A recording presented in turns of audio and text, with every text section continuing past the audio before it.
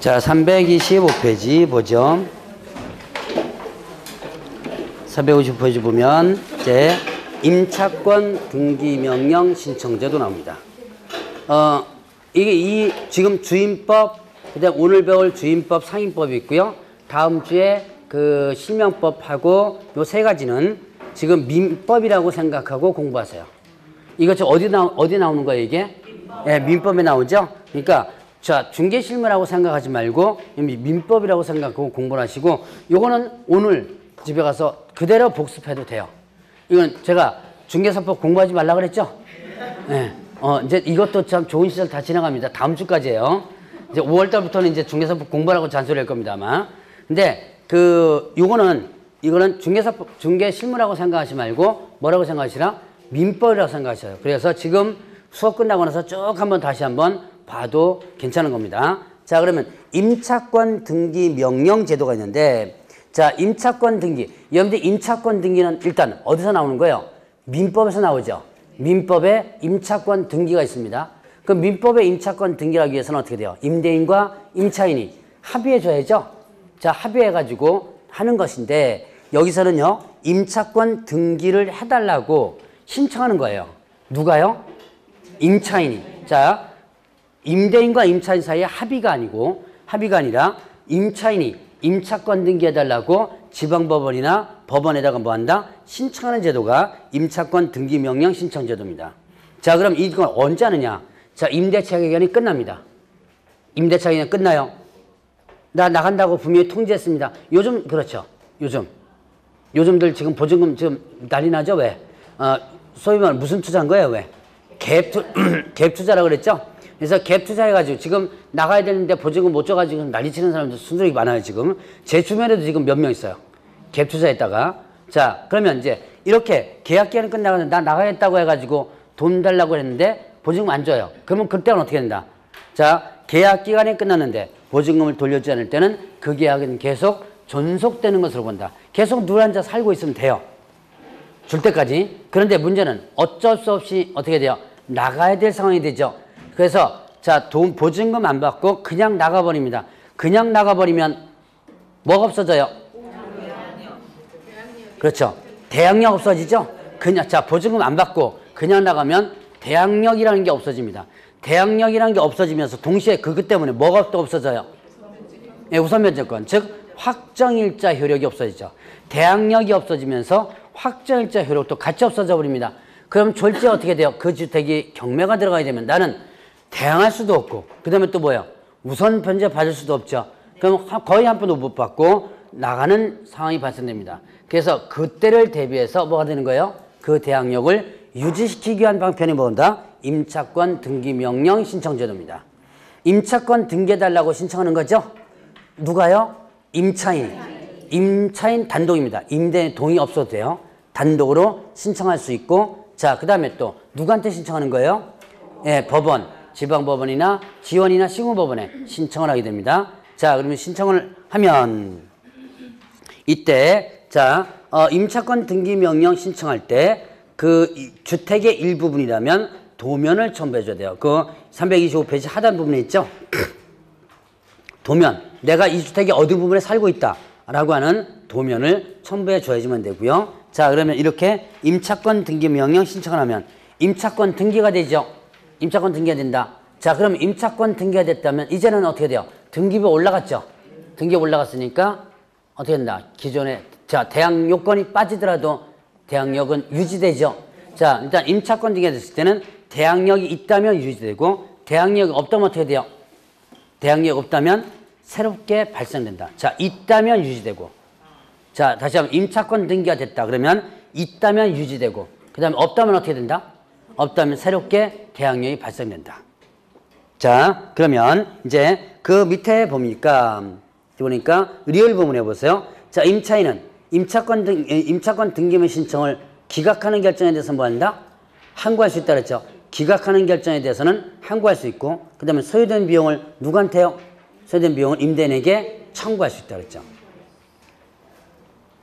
자, 그래서 이렇게 일단 구분을 해보면 됩니다. 자, 그러면 이제 또 저 밑에 보세요. 경매에 의한 임차권 소멸 있죠?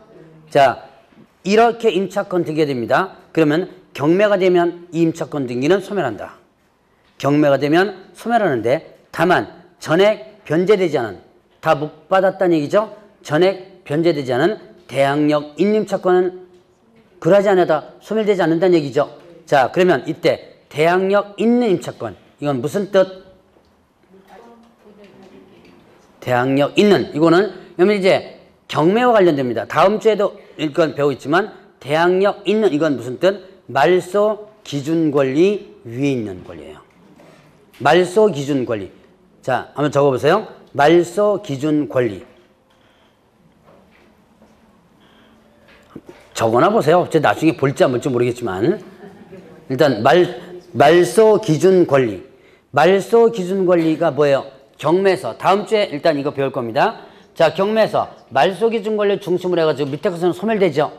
자, 이 소멸된다는 것은 새로운 매수인에게 대항할 수 없고, 근데 말소 기준 권리 위에서 위의 권리는 어떻게 돼요?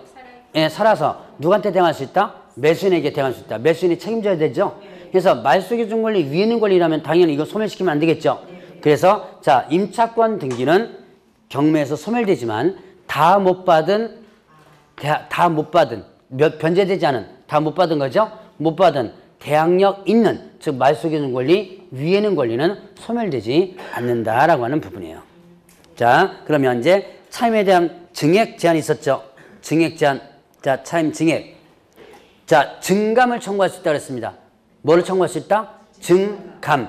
증액과 감액. 증감을 청구할 수 있다고 했어요. 증감을 청구할 수 있는데 이때 증액에 대한 제한이 있고요. 감액은 제한이 있어 없어요? 없죠? 자, 다시 한번. 뭐가 제한이 있다? 증액 제한이 있습니다. 감액 제한은 없어요. 제가 모의고사 때 종종 자, 9월달 되면 우리 동영 모의고사 이런 거 있거든요. 그때 종종 내는 게 뭐냐면 증감 제한, 증감을 제한할 수 있다. 뭐 이런 식으로 문제 냅니다. 이 증감을 제한할 수 있다. 맞아요? 틀려요? 증감을 제한할 수 있다. 틀리죠? 뭐만 제한해요? 증액만. 감액은 제한 없죠. 이거와 유사하게 작년에 유사한 문제가 나왔었어요. 자, 그러면 보죠. 일단 증액 제한 있죠? 증액 제한 얼마? 20분의 1 금액. 20분의 1 하면 몇 프로예요? 5%. 이 5%를 제한할 수 있는데 증액할 수 있는데요. 계약 체결하고 나서 1년 이내. 계약 체결하고 나서 1년 이내. 그 다음에 또 증액하고 나서 1년 이내. 자, 계약 체결하고 나서 1년 이내, 증액하고 나서 1년 이내는 할 수 없다. 그리고 나서 할 수 있는데, 자, 그러면 5%를 할 수 있어요. 근데 이거는요, 이거는 임대차기가 종료돼가지고 뭐 한다? 재계약 시, 자, 디귿 부분에 있죠? 자, 재계약 시 적용된다, 안 된다? 안 된다. 그 다음에 또 쌍방 합의 시 적용 안 된다. 자, 재계약 시, 그 다음에 쌍방 합의 시. 그래서 이게 별로 효과가 없어요. 5%라는 게. 자, 그래서 대부분 집주인들이요. 임대인 집주인들이 보통 이제 임대차 계약 보통 몇 년 체결해요? 2년 체결하죠. 그런데 1년 만에 잘 안 올려요. 이러면 이제 계약 체결해서 1년 안에 못 올리고 증액하고 나서 1년 안에 못 올린다 그랬죠. 그리고 올리니까 그러니까 계약 체결해서 딱 1년 되면 올릴 수 있어요. 근데 그때는요, 몇 프로 올리는 거예요? 5%밖에 못 올리죠. 그러니까 아예 안 올려요. 괜히 그때 돈 달라 그러면 싼만 납니다. 그러니까 아예 언제 올린다? 예, 2년 딱 되죠. 너 재계약할래만, 여기 계속 살래, 안 살래? 그렇게 물어보죠. 그러면서 그때는 왕창 올려버리는 거예요. 그러니까 재계약 시에는 이 5%가 적용된다, 안 된다? 예, 안 된다는 얘기죠. 그래서 쌍방합의시 적용되지 않는다. 자, 그 다음에 이제, 월차임 전환 시 산정료 제한이 있습니다. 월세로 전환해요. 자, 보증금 또는 전부 또는 일부를 월 단위 차임으로 전환하는 경우에 그때 전환되는 금액의 둘 중에서 낮은 거 한다고 그랬죠? 자, 연 몇 프로와? 10%와 한국은행 기준이 얼마를 더해요? 3.5%를 더하죠? 그 중에서 낮은 거, 높은 거? 낮은 거. 자, 제가 이 얘기를 한번 잠깐 했을 겁니다. 아마 들어보신 분도 계실 거예요. 보죠. 1억에 보증금으로 있다가 자, 이제 4천만 원은 보증금으로 놔두고요. 일단 우리나라는 아직까지 보증금 있죠. 그래서 반전세 뭐 이렇게도 많이 표현하죠. 자, 그 다음에 6천만 원을 되돌려줍니다. 되돌려주면서 다음 달부터 뭐죠? 월세 줘 이런 거예요. 자, 이거 유사한 계산 문제가 한번 나왔던 적이 있었습니다. 기출에서. 자, 그러면 전환되는 금액에 여기다가 비율하는 거죠. 자, 연 몇 프로예요? 10%. 그 다음에 한국은행 기준금리 얼마를 더해요? 3.5. 그 중에 낮은 거 높은 거? 네, 낮은 거. 그러니까 우리 지금 현재 한국은행 기준금리가 1.5%입니다. 여기다가 3.5%를 더하지 얼마요? 5%죠, 5%. 자, 5%와 10%니까 낮은 게 5%죠? 그럼 전환되는 금액이 곱하기 얼마? 5%. 그러면 월세 상환액이 얼마예요? 30만 원 하면 안 된다 그랬죠? 네. 자, 일단 계산하니까 300만 원 나오죠? 300만 원 나누기. 그래서 순간적으로 암산 잘못하면 답 엉뚱하게 찍습니다. 나누기 얼마? 12 하죠. 그러니까 얼마예요? 25만 원이죠. 25만 원. 그러니까 요게 월세 상환액이다 라고 했습니다. 자, 그래서 요거는 여러분들이 저 계산 문제로도 한번 나왔으니까 좀 알아두시고요. 자, 그 다음에 그 밑에 보니까 뭐 임차인에게 불리한 약정은 무효라고 그랬죠? 편면적 강행 규정이다. 그래서 임차인의 불리한 약정은 무효고. 자, 그 다음에 이제 주택 임차권 승계가 있습니다. 임차권 승계. 이거는 누구를 위한 규정이냐면 사실혼 관계자를 위한 규정이에요. 사실혼이 뭐예요? 사실혼 법적으로 혼인신고를 안 하고 같이 동거하며 사는 부부관계죠. 자, 그러면 사실혼 관계자에서 자, 사실혼 관계입니다. 임차인이 죽어버려요. 이제 이게 임차인 죽을 때 얘기입니다. 예, 임차인이 죽어버리면 이때 자, 상대편인 사람은 부부관계 상대편인 사람은 상속 권한이 있어 없어요? 상속 권한이? 상속 권한? 없습니다. 예, 없습니다. 없어요. 자, 물론 사실혼 관계자가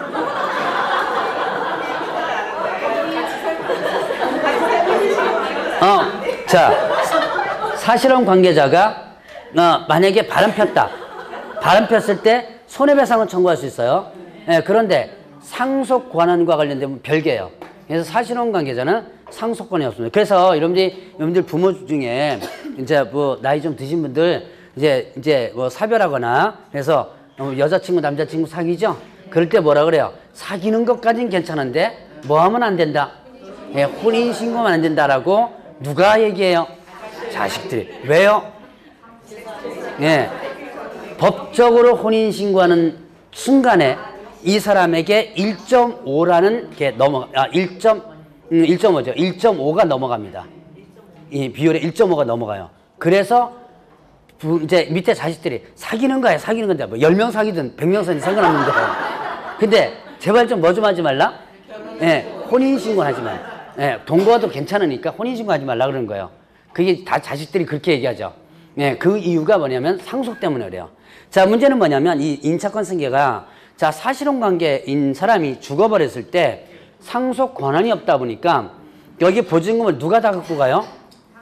네, 상속권자가 다 갖고 가버리죠? 그럼 결국은 자, 같이 살던 사람 어떻게 돼요? 졸지에 가방 하나 싸들고 나가야 돼요. 그래서 그 사람을 보호하기 위한 규정이에요. 참 별난 규정 다 있습니다. 주택임대차 보면은. 자, 그러면 이때 이제 임차인이 사망합니다. 상속권자 없이 사망하죠. 그러면 누가 승계한다? 사실혼 관계자가 승계하고요. 근데 상속권자가 있는 상태에서 사망을 했을 때는 두 가지로 갈라져요. 상속권자가 가정공동생활을 하느냐 안 하느냐. 가정공동생활을 한다면 누구한테 승계한다? 네, 사실혼 관계자에 승계하고요. 자, 이건 그 다음에 상속권자가 만약에 가정공동생활을 안 하죠. 그럼 따로 살고 있다는 얘기예요. 그러면 어떻게 한다? 이촌인의 친족과 사실혼 관계자가 공동승계, 그러니까 반반 나눠 간다는 얘기예요. 자, 이거는 승계 규정이지 상속 규정이 아닙니다. 상속을 받지 못하기 때문에 이 사람에게 보호하기 위해서 승계 규정을 만들어 둔 거예요. 자, 그래서 임차권 승계 규정 이렇게 있고요. 이촌인의 이거 3촌, 4촌 시험 문제 다 나왔어요. 자, 그 다음에 이제 임대차 정보 제공 있죠? 자, 정보 제공 요청. 임대차 이해관계 있는 자는 확정자 부여기관에 정보 제공 요청할 수 있다. 자, 이해관계 있는 자는 정보 제공 요청할 수 있습니다. 자, 그럼 이제 요청하면 부여기간은 거부할 수 없다 그랬죠? 그러면 그 다음 페이지 보니까 뭐냐면 임대차 계약을 체결하는 자 있습니다. 임대차 계약을 체결하려는 자. 자, 임대차 계약을 체결하려는 자는 이해관계인에 해당이 돼야 안 돼요? 이해관계인에 해당 안 되지. 아직까지 계약 체결 안 됐죠? 그러면 정보 제공 요청할 수 있어 없어요? 요청할 수 있죠. 그거 잘 보세요. 자, 요청할 수 있다 그랬죠. 다만 어떻게 한다? 임대인의 동의를 받아서. 자, 그러면 이제 표준계약서 사유 있는데요. 자, 주택임대차 계약을 서면으로 체결할 때 법무부 장관이 서식을 정하여 권고하는 주택임대차 표준계약서를 우선 사용하라. 우선 사용해야 한다 그랬습니다. 자, 다만 다른 서식을 사용하려 합의한 경우에는 예외로 하고요. 일단 우선 사용 의무가 있다라고 보면 돼요. 자, 그러면 이제 주택임대차위원회.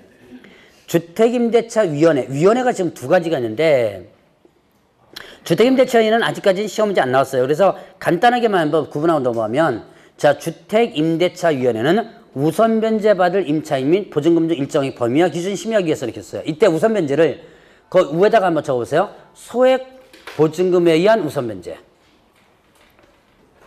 자, 뭐라 그러죠? 소액 보증금에 의한 우선 변제 이렇게 됩니다.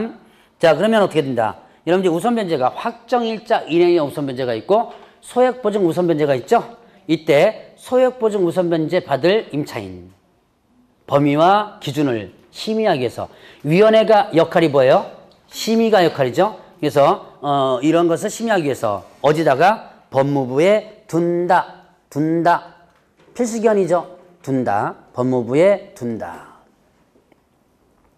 자, 위원회는 위원장 1명을 포함한 어떻게 돼요?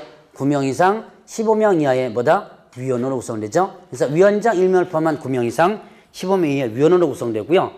자, 위원장은 법무부 차관이 되고요. 임기는 2년입니다.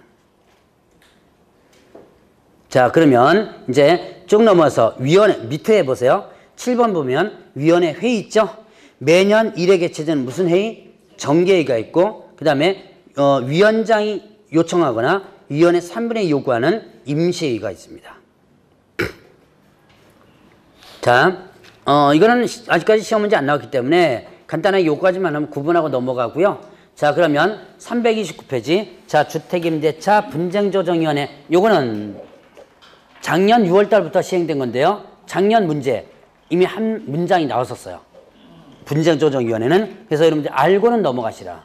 자, 분쟁조정위원회. 자, 두 군데다가 두는데요. 법률구조공단 지부에 둔다 그랬습니다. 필수기한이죠.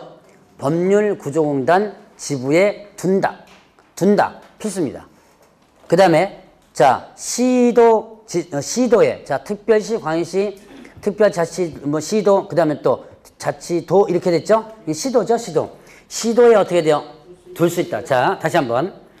법률구조공단 지부에 둔다 그랬고요. 그 다음에 시도에 뭐예요? 둘 수 있다. 그럼 분쟁조정위원회는 뭐 하는 거예요? 분쟁을 조정하는 거죠? 자, 그래서 뭐에 대해서 차임 또는 보증금의 증감 분쟁이라든가 임대차 기간, 보증금 또는 임차주택의 반환에 대한 거, 임차주택 유지수선 뭐 이런 것들이 있습니다. 이 대통령을 정하는 부분에서 보면 뭐도 있냐면 중개보수에 관한 부분도 중개보수 부분도 조정 이거 심의할 수 있는 부분이 있어요. 자, 그 다음에 구성을 보겠습니다. 구성을 보면 자, 위원회는 위원장 1명을 포함한 몇 명 이상이에요? 숫자 5명 이상 30명. 폭이 상당히 넓죠? 5명에서 30명. 왜 이렇게 폭이 넓냐? 바로 시도 때문에 그래요. 자, 구조공단 지부에 두고 시도에 둘 수 있다고 그랬죠? 시도가 규모가 작을 수도 있죠? 그렇기 때문에 폭이 좀 큽니다. 5명 이상 30명 이하. 그러면 이제 위원은요. 위원은 자, 그 밑에 기억해 놓겠습니다. 위원 중 얼마 이상이요? 5분의 이상이 판검사 변호사로 몇 년 이상? 6년 이상 재직한 사람. 계속 나와요, 지금. 판검사 변호사로 6년째 재직한 사람이 계속 나오거든요. 위원 중에 얼마가요? 5분의 이상이. 요걸 이제 좀 기억을 해놓고. 자, 그러면 또 이제 그 다음 페이지 보면 위원장은 리을 부분 있습니다. 위원장은 판검사 변호사로 몇 년 재직한 사람? 6년 재직한 사람 중에서 호선한다. 그러니까 위원장의 자격 아무나 할 수 있는 게 아니죠. 판검사 변호사 6년에서 재직한 사람만이 위원장 될 수 있어요. 자, 그러면 또 이제 조정위원회는 위원장과 부위원장을 두는데 일단은 위원장이 부득이한 사유로 직무 수행 없을 때 누가요? 부위원장이 아니라 자 위원장이 미리 지명한 위원이 직무를 대행한다 했습니다. 그러니까 부위원장 제도가 없고 미리 지명한 위원이 대행하고요. 자 임기는 몇 년이죠? 3년 연임할 수 있다 그랬죠. 자 의결을 보세요. 이응 부분에 보면 자 조정위원회 위원장 또는 자 위원장 또는 판검사 변호로서 6년간 재직한 사람에 해당하는 사람이 몇 명 이상? 1명 이상 출석해야 돼요. 제적위원 과반수가 출석해야 되는데 제적위원 과반수가 출석해야 되는데 그 제적위원 과반수에는 누가 들어간다? 위원장이 들어가거나 아니면 판검사 변호사로 몇 년에서 재직한 사람? 6년에서 재직한 사람이 들어가줘야 됩니다. 출석위원회. 그리고 출석위원회 과반수가 찬성한다. 자, 그러면 조정부라는 것을 둘 수 있는데요. 조정부는 몇 명의 조정으로 구성된 3명으로 구성된 조정부를 둘 수 있다. 자, 그러면 이제 쭉 넘어가서 331페이지에 있는 내용 한번 보겠습니다. 조정의 신청 부분 보세요. 하단 부분에 있죠? 6번에 조정 신청. 주택임대차 분쟁의 당사자는 해당 주택에 소재하는 공단 시도조정위원회에 분쟁 조정을 신청할 수 있다고 그랬어요. 자, 당사자가 신청할 수 있습니다. 당사자가 신청할 수 있어요. 개업 공인중개사가 신청할 수 있어 없어요? 없죠? 개업공개사는 신청할 수 없습니다. 그런데 왜 배우느냐? 적어도 분쟁조정위원회가 있다는 사실은 알고 있어야죠. 내가 중개준 것 중에서 분쟁이 발생한다면 저희 가서 분쟁조정위원회 있으니까 한번 가봐라라고 할 수는 있어야 돼요. 그래서 배우는 거고요. 자, 그러면 이제 분쟁조정을 신청을 각하하는 게 있습니다. 자, 각하가 뭐예요? 여러분들이 이렇게 하는 거예요? 이렇게 하면 끝인가요 이게? 자, 여러분들이 기각하는 거였죠? 공시법에서 아마 기각하고 각하 배웠죠? 아마 기각은 어떻게 돼요? 신청을 접수를 받아서 심사를 했는데 나중에 거기에 요건이 안 될 때 요건이 안 될 때 기각하는 거고 각하는 애초부터 자르는 거죠. 이거는 신청을 딱 보니까 얘는 아니에요. 그래서 애초부터 자르는 것을 각하라고 그러죠. 자, 그러면 이때 각하 사유가 있는데요. 이미 소가 제기됐거나 분쟁조정 신청이 있을 때는 일단 각하예요. 그런데 나머지 저 332페이지 보세요. 각하 사유에서 E와 F를 한번 잠깐 보시기 바랍니다. 각하 사유에서 보면 자, E 보니까 피신청인입니다. 피신청인이 조정 절차에 응하지 아니한다는 의사를 통지하거나 조정 신청서를 송달받은 날부터 날짜 나오죠? 며칠이네요? 예, 7일이네. 아무런 의사를 통지하지 않은 경우 각하 사유가 되고요. 또 신청인이 정당한 사유 없이 조사에 응하지 아니하거나 2회 이상 출석 요구에 응하지 않은 경우 이때는 각하 사유가 됩니다. 자, 그러면 조정 절차에서 보니까 처리 기간 보세요. 처리 기간 며칠 이내 한다 그랬어요? 60일 이내. 분쟁 조정 마쳐주면 된다 그랬죠? 며칠 연장 가능해요? 예, 30일 연장 가능하다. 자, 제가 체크한 것만 쭉 한번 보면 됩니다. 그 다음에 저 333페이지에 조정 성립 있죠? 미음에.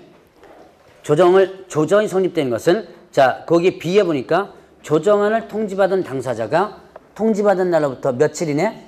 예, 7일 이내 수락 의사를 서면으로 표시하지 아니한 경우에는 조정을 받는다, 거부한 것으로 본다. 자, 요 정도까지만이라도 일단 체크를 해놓고 기억해 놓으시기 바랍니다. 자, 그러면 이제 상가 건물 임대차 보호법을 보죠.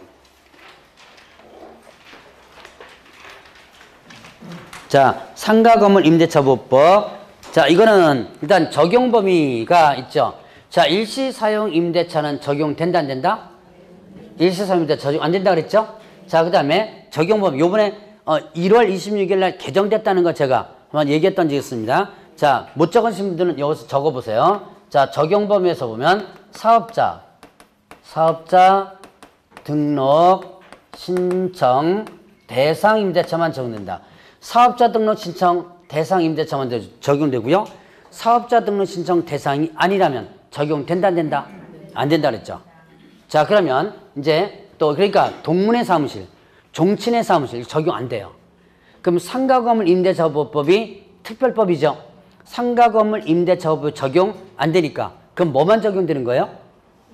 네, 민법의 임대차 규정만 적용됩니다.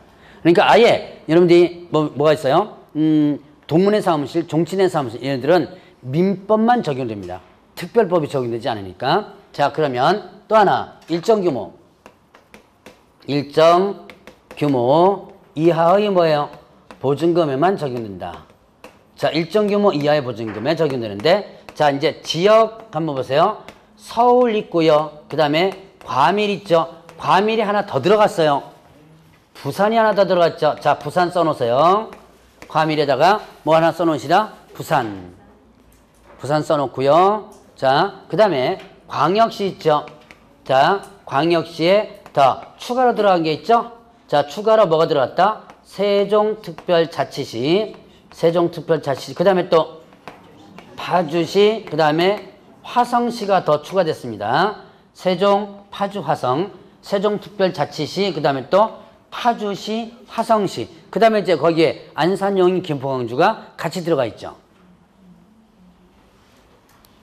자, 그 다음에 또 이제 그 밖의 지역이 있죠. 그 밖의 지역에서는 자, 광역시에 포함된 군지역은 여기 들어가 있죠. 자, 그러면 금액도 바뀌었죠. 금액. 자, 서울은 얼마? 예, 6억 1천만 원 이하. 과밀억정원역과 부산은요? 5억 이하. 광역시는요? 3억 9천만 원 이하. 그 다음에 또, 자, 그 밖의 지역은요? 2억 7천만 원 이하. 7천만 원 이하 이렇게 되죠. 자, 요 규모. 자, 여러분들 교재에 있는 부분 바뀌었으니까 기억을 좀, 분명히 이번에 나올 거예요, 아마. 분명히 나올 겁니다. 왜요? 바뀌었으니까. 그래서 다시 한번 서울 얼마? 6억 1천. 과밀은 5억. 광역은 3억 9천. 그 다음에 그 밖의 지역은 2억 7천만 원 이하의 보증금에만 적용된다. 자, 그러면 이 금액은 그냥 계약서에 계약서에 기재된 금액이 아니죠. 환산된 금액이라고 했죠. 2억 7천, 3억 9천, 5억, 6억 1천 이것은 환산된 금액입니다. 자, 보증금 더하기 그 다음에 월세 곱하기 얼마예요? 100이 적용된다. 자, 보증금 더하기 월세 곱하기 100이 적용된 금액이에요. 그러니까 이 금액 이하만 뭐가 되고요? 상가보호법이 적용되고 이 금액을 뭐하면? 초과하면 적용되지 않는다라고 했었죠. 초과하면 적용되지 않는다. 그런데 자, 무조건 적용되지 않는 게 아니라 예외가 있었죠. 이 금액을 뭐 하더라도 초과하더라도 어떻게 돼요? 적용되는 부분이 있습니다. 적용되는 규정이 있더라. 작년에 이거 갖고 문제가 최고 난이도 문제로 나왔었습니다. 자, 일단 대학력, 그 다음에 또 임대인의 지위승계. 자, 임대인의 지위를 뭐 한다? 승계하는 거 있고요. 이제 임차권 승계와 관련된 부분이죠. 자, 그 다음에 또 이제 계약갱신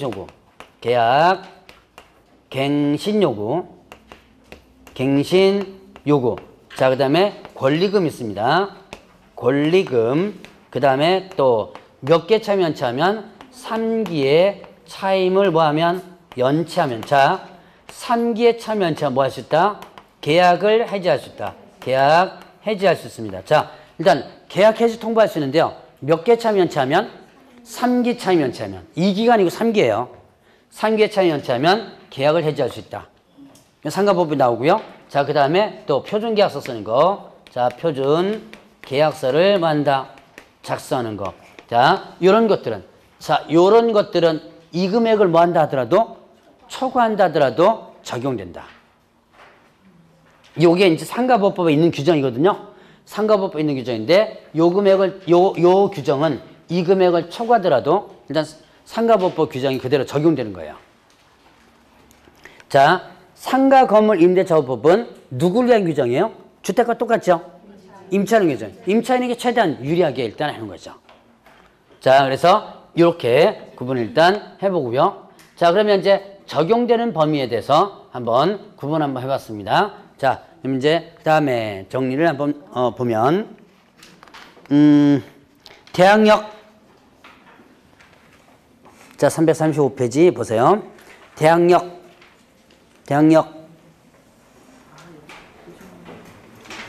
자, 지금 저기 그 필기할 필요는 없죠? 어디 있어요? 저거는 335페이지 맨 꼭대기에 박스 비슷하게 있는 게 있죠?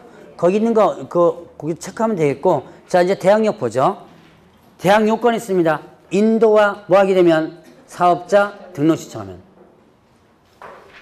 대항 요건만 다르고 주택과 같죠? 인도와 사업자 등록 신청하면 언제부터요? 다음날 0시부터 대항력 발생한다. 자, 대항 요건만 여러분들이 다르니까 체크해 놓으시고. 자, 그 다음에 확정일자에 의한 우선 변제. 자, 이것도 주택과 같습니다. 확정일자를 받으면 후순위 권리자 우선에서 변제받을 수 있다.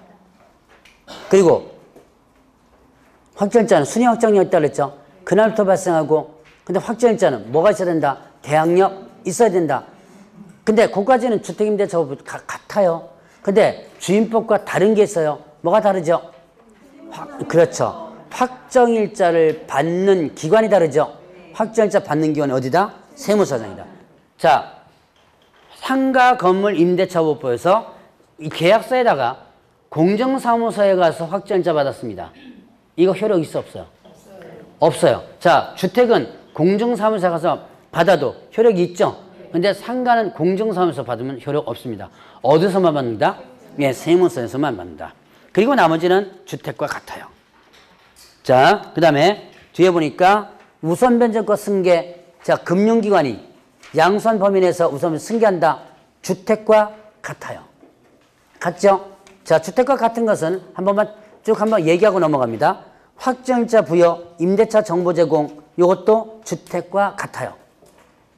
다만 확정일자 정보 제공은 누가 하는 거예요? 세무서장이 하는 거죠. 확정일자 누가 찍어주니까? 세무서장이 찍어주니까. 자, 그 다음에 또 이제 소액보증금의 우선변제. 자, 보죠. 소액임차인, 소액보증금에 의한 우선 변제가 있습니다. 자, 소액보증금 우선 변제. 자, 일정 규모 이하의 보증금은 일정 규모를 어떻게 한다? 일정 금액을 가장 먼저 주는 거라 그랬죠? 자, 그러면 이때 소액보증 우선 변제를 이거는 뭐라고 표현한다?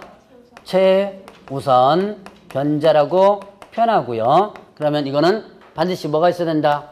대항력 있어야지만 되고요. 확정일자는 요건이 돼야 안 돼요?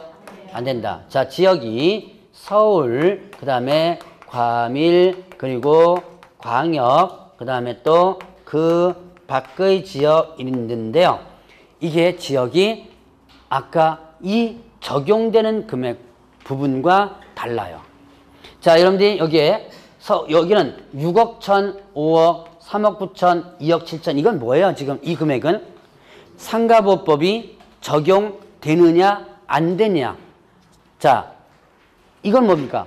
상가보법에 들어갈 수 있느냐 안 들어갈 수 있느냐 따지는 거죠. 근데 이거는 뭐예요? 가장 먼저 변제받을 수 있는 금액의 범위죠.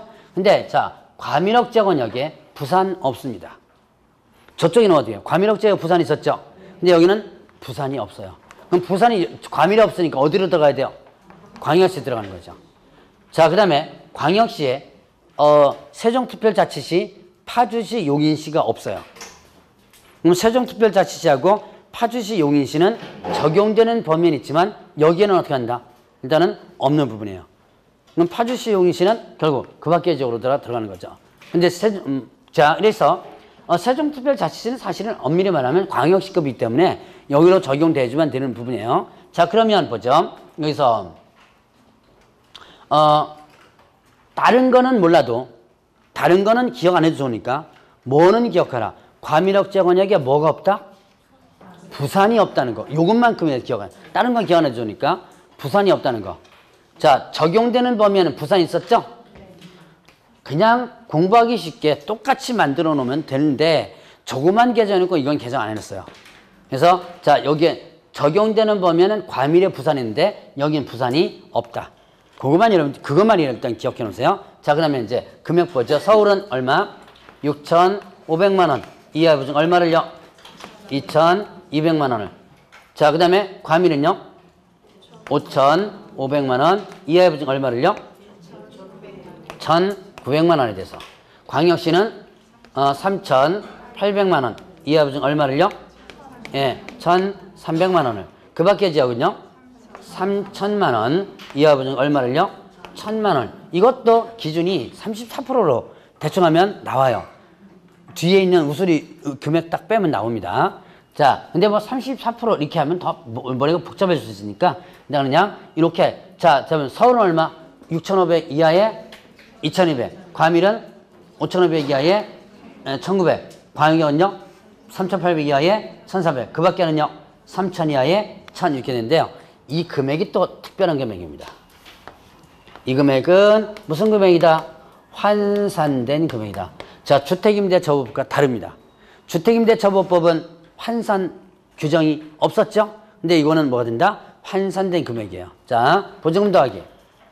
보증금 더하기, 그 다음에 월세 곱하기 얼마? 100 이렇게 된 거죠. 그래서 환산된 보증금, 환산된 금액이라는 거 기억을 해 놓으시고요. 자, 이거는 건물가액이 얼마 가지고 변제준다? 2분의 1. 건물가액의 2분의 1 가지고 변제준다. 자, 그래서 이렇게 구분 한번 해보시고요.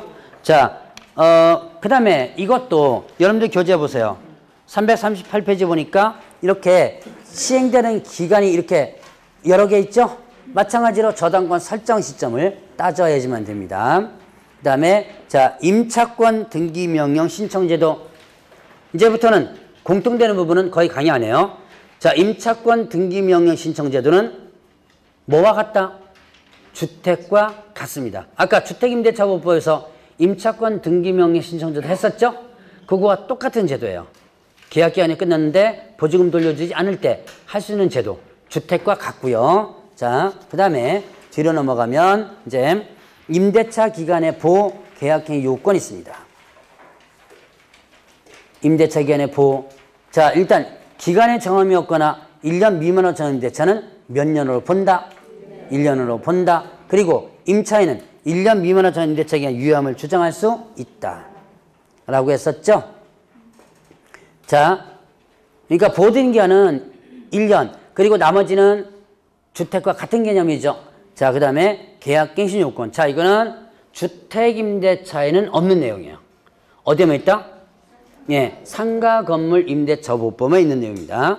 자, 계약갱신 요구권 했습니다. 권 뭐예요? 권리죠? 자, 이런 계약갱신 요구권입니다. 그럼 누구의 권리예요? 예, 임차인이죠. 그래서 임차인은 누구에게? 임대인에게. 임차인은 임대인에게 계약 갱신합시다, 계약 다시 합시다라고 요구할 수 있다. 요구할 수 있는 권리가 있죠. 그리고 임대인은 정당한 사유가 있는 경우를 제외하고는 어떻게 돼요? 거절할 수 없다 그랬죠. 그러면 이때 임차인은 언제까지 요구할 수 있어요? 계약 만료 6월에서 1월. 계약 만료 6월에서 1월 사이에 요구할 수 있고요. 자, 최초 임대차 기간을 포함하여 몇 년 범위? 5년 범위 내에서. 최초 임대차 기간을 포함해서 5년. 내가 지금 2년 임대차 계약, 상가 임대차 계약 2년 체결했습니다.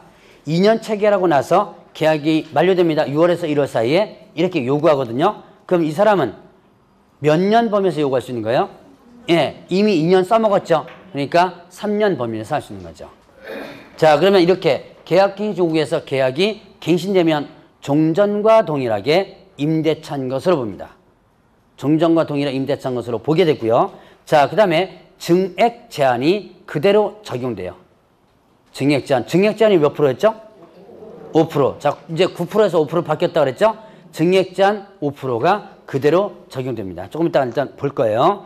자, 그러면 이제 이렇게 해서 계약형 요구를 하게 되면 일단은 종전과 동일 임대차인 것으로 보게 되고, 자, 그러면 이제 이때 임대인의 동의를 얻은 전차인 있죠? 전대상황에서 전차인은 어떻게 된다? 누굴 대신해서?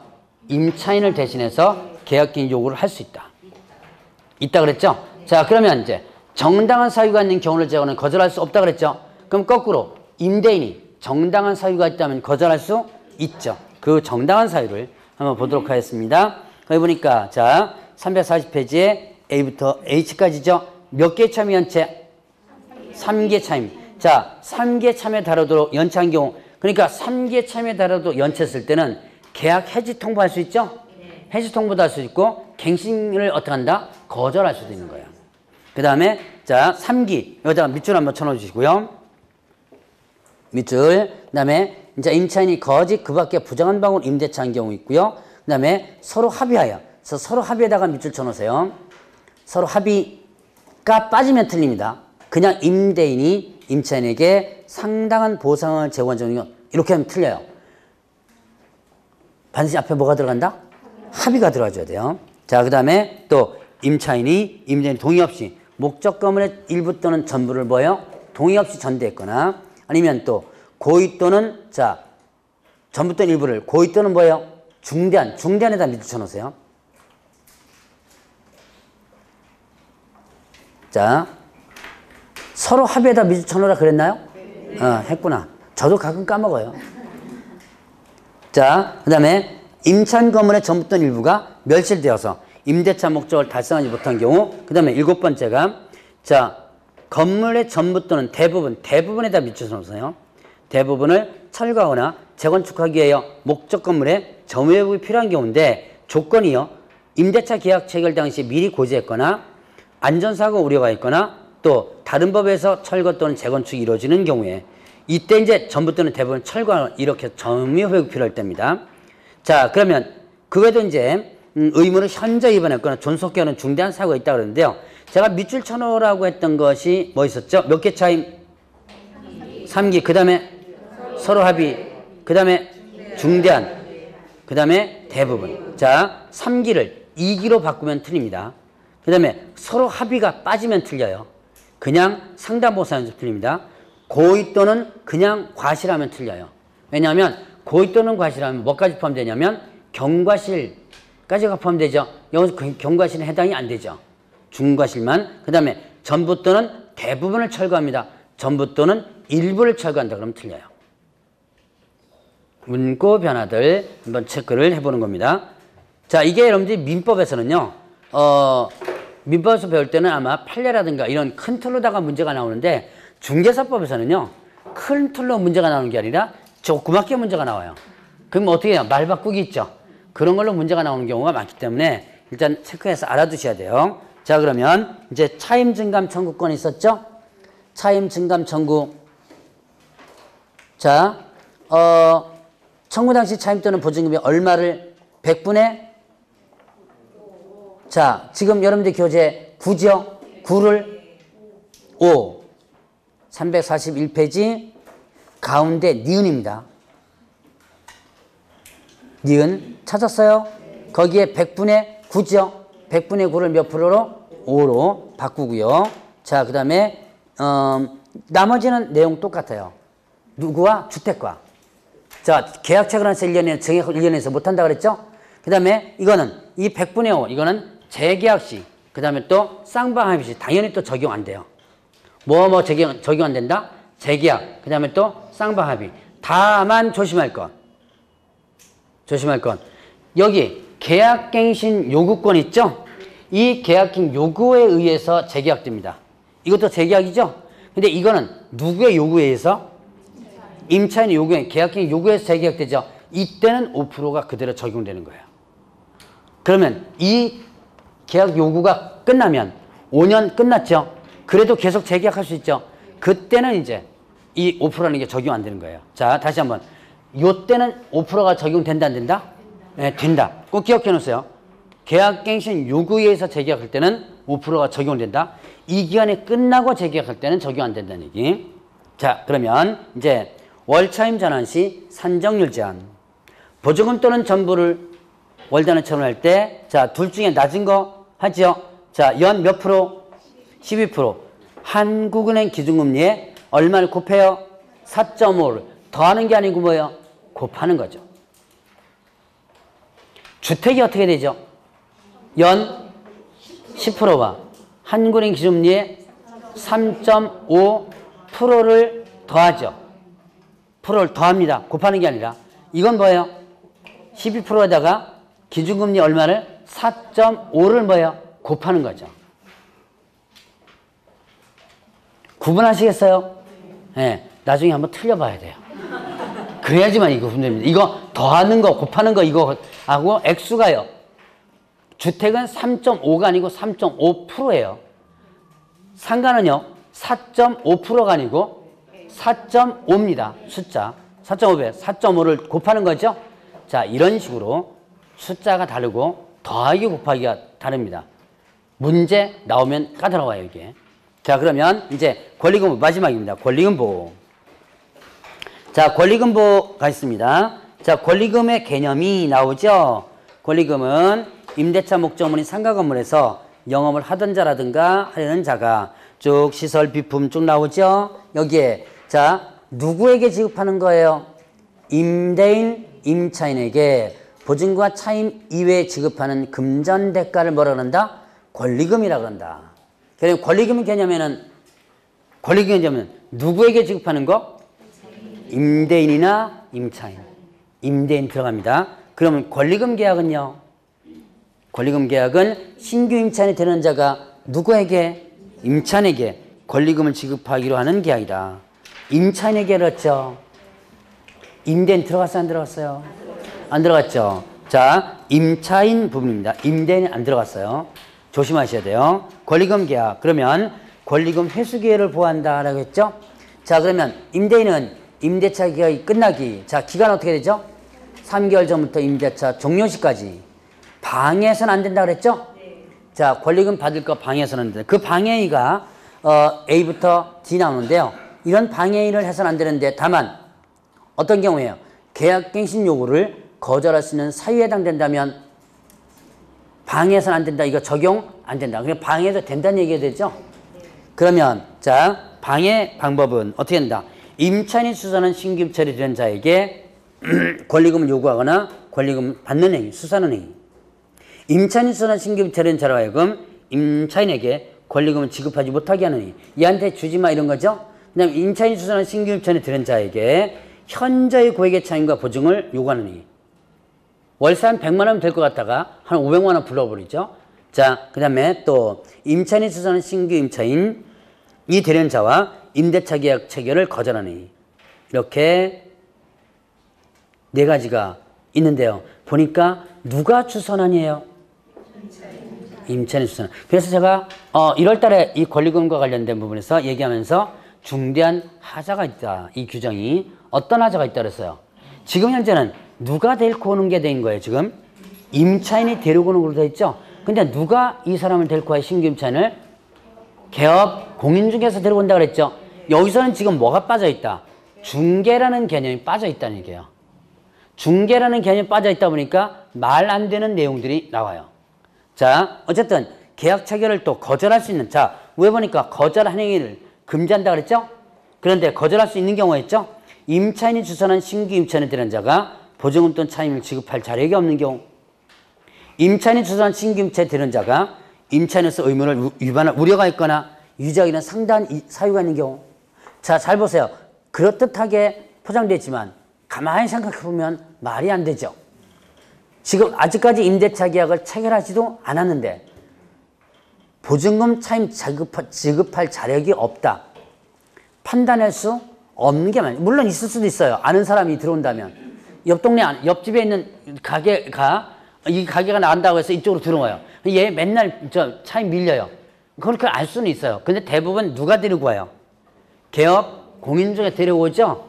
그런데 얘가 차에 밀릴지 안 밀릴지 의무를 어떻게 돼요? 그 두 번째 보니까 의무를 위반할 우려가 있는지 없는지 모르죠.